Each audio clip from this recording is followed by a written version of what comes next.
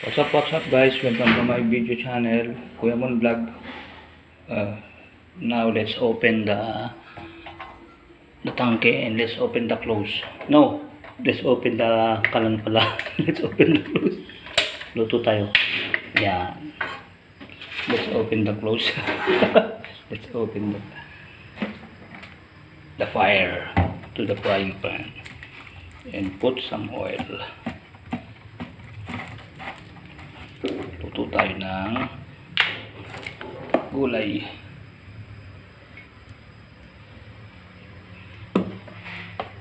Yan, lagyan natin mantika.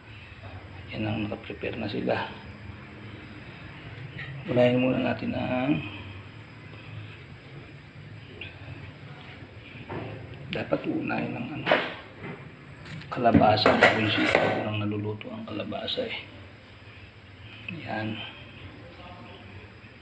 Okay guys ha, luto si Kuya Mon. Tagal uminit ha. Iinit din yan, konting lang, di kailangan masyadong mainit. Bawang.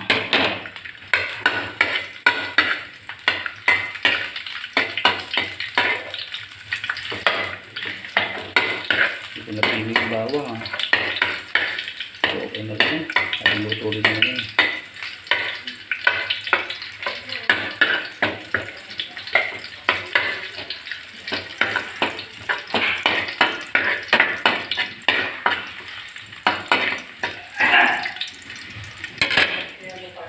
And sibuyas.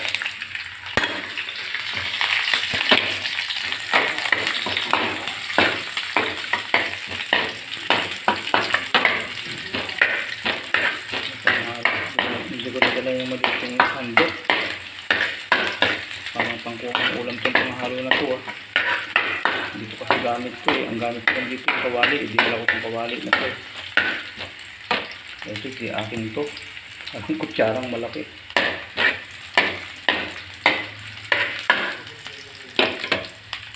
May susunod ko itong tuna.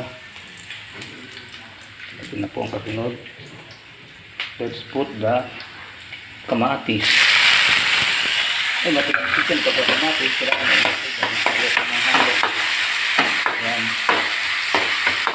Kaya pag kamatis na ganyan. Takpan nyo muna, dapat hindi hinaan nyo apoy. Silabsik yun eh. Ayan nyo muna malabog-labog ang kamatis. Ayan ilalagay yung gulay. Ayan yung isasawag ko po o sardinas.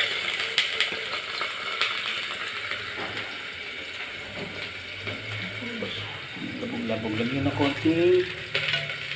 Tapos nagpakulo naman ako ng ano. Yun yung herbal namin ni mama ko. Yung pinagalo-halong mga dahon. May paragis, may ano.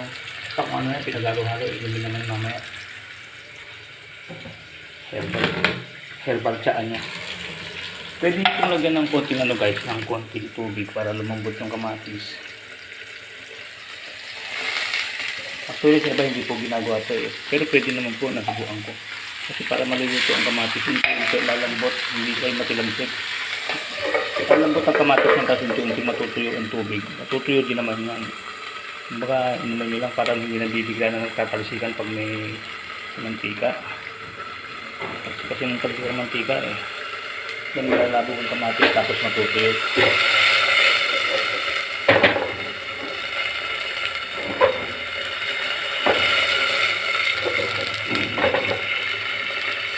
Ayan guys. Ito dito. Ang halian namin naman ako gulay daw. Ito pinakbet. Pinakbet na kanila, pinaghalo kalabasa lang saka itaw kasi nilang bilhin na kong gulay dito eh. Kaya hindi lang ang ilang niluluto. Ayan.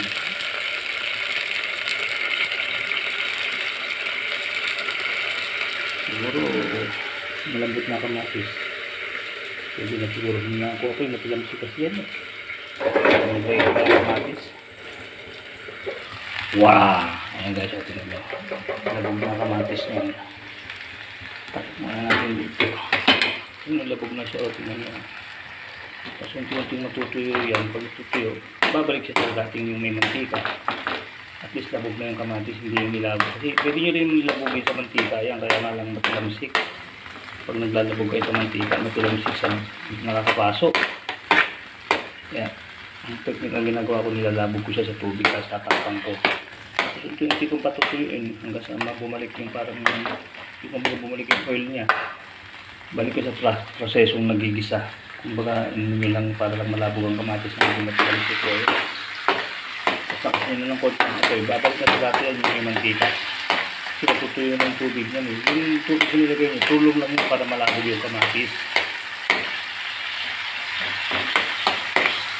Ayan eh. Pag nagtutulad ka lamsik na ulit ko, hindi sabihin, natutuyo na tubig.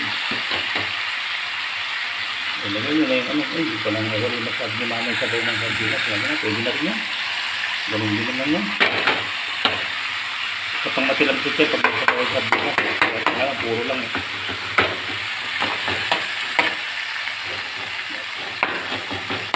Hindi ganyan kasi iwan na yung sabaw. Kasi may nagawin pa pala.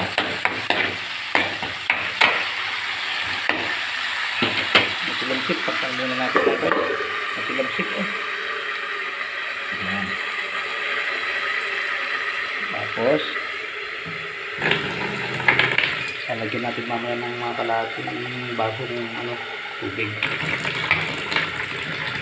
Iniinan natin muna yung natin ilagay ng kalabasa para una siyang malabog yung kalabasa.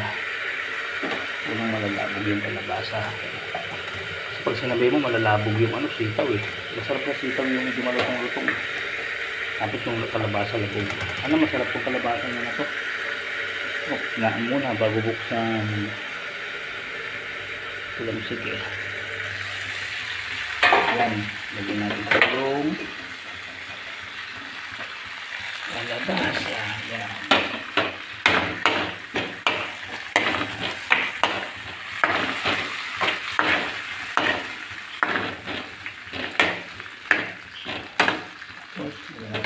Tubig para medyo malabog-labog siya yung kalabasa. Natin susunod yung sitaw pagka medyo patuyo na ulit sa inyo yung binalabog ng kalabasa. Yan. Tapos, wala pa pala kami sinabi. Hindi nga pala naman yung kanin sa aso. Kasi ito, dapat po, sabay na rito yung habang nagluluto kang ulam, magsasaing ka na rito eh. Sira kasi ito isang burner na ito eh. Tagal tuloy nagluto. Yan. Tagal pagluto mga guys. Lalagay muna tayo sandali habang pinapalambot ang kalabasa. Dito po, ayan. Ay, may gumagawa doon. May gumagawa po sa taas ng kapatid ko kayo eh. Andun ang mga gamit nila, nakatambak pala doon. Lakad-lakad muna habang nakakainit dito.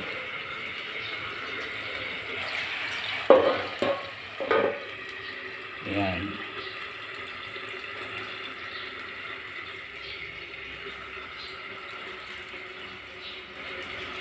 Sige po mga guys, nandito na po. Ito po ang aking first video on this day. Ang kasunod naman na po nun, kahit di ko na po ipakita sa inyo, yun na po yung susunod ko, yung sitaw. Tapos pag medyo lumambot na, lagyan natin ng asin, paminta, konting betchin, pamintang durog. Yun, okay na po yun. Bahala kayo kung gusto nyo po kung lagyan ng patis at toyo. Discarte nyo na po yun yung pampalasa. Lagi ko lang yung content ng pagluluto. Sige po mga guys, kayo po ng dati. Keep safe, keep healthy, always trust God. Maraming salamat po sa Diyos.